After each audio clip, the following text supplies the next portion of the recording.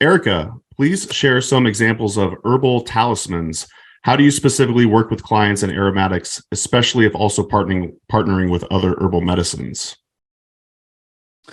Yeah. So let me see if I can answer this succinctly, because I could just blah, blah, blah. So I really believe in the statement that there is medicine in metaphor. And when I say that, I mean, specifically when we're looking at things like the stories and the folklore, and even the imagery that comes with the history of the use of a plant. And everyone knows I'm like the rosemary. Rosemary is my jam. It will never be a sage. And I feel like, it's a really great example when we look at some of the, like its origin stories and Greek mythology, and how it was thought to come into the world. And so, for me, in a lot of ways, you follow rosemary through, kind of English folklore, and we see rosemary show up in Shakespeare, and and through some of these stories, we get these impressions of, the grieving process and memory and remembrance, especially those who have passed. And there's like a tradition of using rosemary in the UK on your lapel at a funeral as like a symbol of remembrance. And so, this is where I feel like, the plants can come into our lives with their mythology, with their folklore, with their story, with their mythos. And that provides its own level of medicine and support to us, especially I think when we're working with, this within the psyche or the emotional realm, but also, in the spiritual realm as well, if you want to take it to that place. So I bring, with my clinical work, a lot of people's stories are, especially their stories of wellness and how they're really deeply embedded in emotional experiences, spiritual experiences. And so when this comes through in my work with folks, I do bring in talismanic medicine. And I mean, I would even consider, flower essences to work in this way. So, but I also love the aromatics as well. Of course, the physical plant itself, drying it, putting it in your pillow, carrying it in your pocket.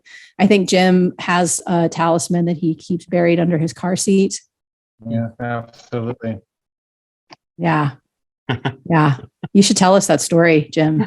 So I probably initially learned through Christopher Headley, because I hadn't met him yet, who was this fabulous, amazing Tom Bombadil-like herbalist that lived in London in England and was dear and beloved by everyone, I think, who met him. Maybe not everyone. There's probably someone that always doesn't like someone else.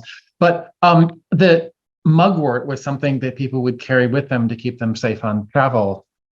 And in that way that happens sometimes when you get into herbs, I was like, folklore, superstition, why not try it? That seems like it did something. I don't know, somehow I ended up with mugwort under my shoe soles. And that was fine and everything. But then I was driving back from a class down in Ohio. I was teaching at a place called Nothing But Nature Farm, which was like a CSA. And one of my very long ago students, but still awesome people, Amanda Schubert, at the time was her name, was there. And on my way back, I was driving down the expressway and there was only one car in front of me. And, I had mugwort leaves by this time, like under all the seats in my cars and in the, under the little tray, and just kind of spread out all over. I figured, why not? And I don't actually have a car. I'll make my phone do this. Let's say this is the way that your car is driving with the wheels, right? And I would be like sitting up here. The car in front of me, just like out of nowhere, sort of like slammed on its brakes right at the same time that I was looking down to scratch a mosquito bite, and I looked up and I was like, ah! And I hit the side of their car, and then I ended up on two wheels like this for a really long time. Oh my God. While I was saying, ah! Oh, shit. Oh. And when your car is like this everything that is on this side of actually everything in the car was all falling this way, right? And it wasn't like a little period of time. I was quite a ways on two wheels. But then it didn't roll over and flip a bunch of times. It landed back on what was left of the three wheels that remained, and then kind of skidded off the road. And I came to a stop, and I was like, and I looked down, and on the passenger seat, on the seat that was sideways up here, was a mugwort leaf just sitting there. And nobody got hurt. My car got hurt. I didn't get hurt. The other person didn't get hurt. Everything worked out. And then like right after the accident, someone who left before me from the same place and had gotten turned around drove by. And so I got like a lift home, and it all worked out. And I think it was the mugwort leaf. Because even though that sounds like a ridiculous thing to say, it's also ridiculous that leaf could have been in my passenger seat, and ridiculous that like no one got hurt in such a serious accident. And I'm just okay with it.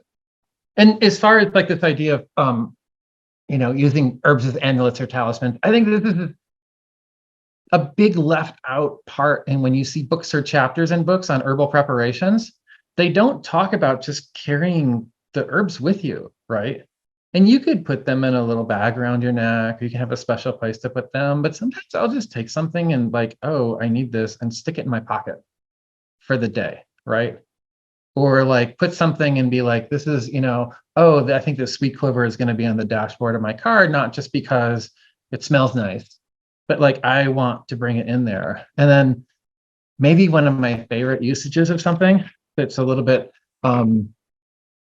magical, just the presence of the herb doing something, is one time after my second boy was born, and Stephanie, my wife, and I were going out for the first time by ourselves in a very long time, and we hadn't slept much, and we're really behind on a whole bunch of stuff because we had this, two kids and one of them very little, and we dropped the kids off with my mom, and it should have been great and fun. Like now we have all of this time, but we've both been stressed out for a long time, and so we were kind of like not getting along great, and then.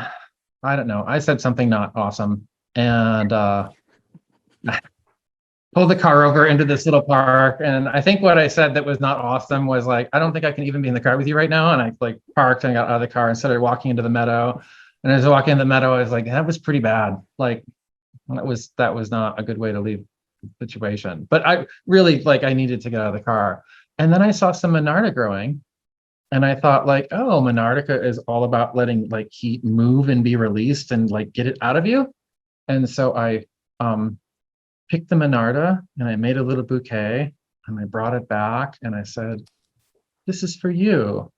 See, and Erika's doing that, which that was what I was looking for. But it was also a little bit like, can this please get a little miffed anger kind of out of you too? And then we could like, oh, you said and that? then enjoy yourself. I didn't say that. That was okay. No, I didn't say that. I'm smarter than that. Fellas, it don't worked. ever say that. It was a sweet justice. Sweet gesture. Yeah, beautiful. But there's a lot of ways I think that people can just have stuff with them. And sometimes, I've told people about carrying, hawthorn berries or hawthorn thorns with them for like emotional protection. And sometimes when I talk about it in classes, it's funny because there are the people who are like, oh, cool, he's talking about magic now. And then there are other people who are like, oh, wow, he's telling folklore stories. That's interesting. And like, that's the way that I like it. Like, I'm going to put it out there and, take it in the direction that you want to take it. But I do think it's important. And I think it's a way that humans have always used plants. We've always like carried them with us. And just by their presence being with us, they've had an effect on us and the situations around us, and it seems weird to me to think that, oh no, that's not like we believe all the other stuff plants do is real, but that's not real. So I kind of think that that's real. I do too. I was going to say it's especially because I feel like there's meaning in everything, honestly, if you want there to be, and what is real is not something that's kind of universal, I think. Thanks for both of you sharing on that, actually. Jim, I also want to say I heard you teach one time about using like a hawthorn thorn as some sort of talisman. Am I remembering that correctly? Or I've done that, but I once worked with someone and I mentioned this to them that they could have like a little bag of hawthorn berries or something like that. That's right. And they upped the game a lot. They made hawthorn beads and made a necklace out of the hawthorn berries. Oh, You know, beautiful. it's like, all right, that's pretty awesome.